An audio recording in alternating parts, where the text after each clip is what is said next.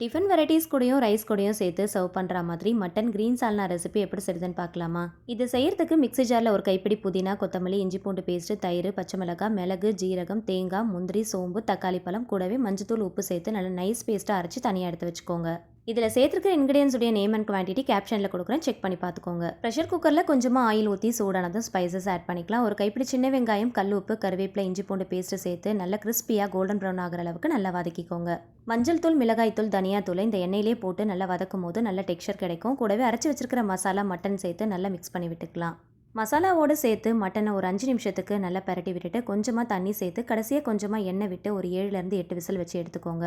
Pressure எல்லாமே ஆட்டோமேட்டிக்காக release ஆனதும் குக்கரை ஓப்பன் பண்ணி பார்க்கலாம். கடைசியாக கொஞ்சமாக ரம்பை இலை, கொத்தமல்லி தலை சேர்த்து நல்லா மிக்ஸ் பண்ணிவிட்டு சர்வ் பண்ணிக்கோங்க. இட்லி, தோசை, சப்பாத்தி, பூரி, பரோட்டா, ஒயிட் ரைஸ்னு எல்லாத்துக்குமே அல்டிமேட்டான காம்போவாக இருக்கும். கண்டிப்பாக அந்த ரெசிபியை மறக்காமல் சேவ் அண்ட் ஷேர் பண்ணுங்கள். பேஜை மறக்காமல் ஃபாலோ பண்ணுங்கள். தேங்க்ஸ் ஃபார் வாட்சிங்.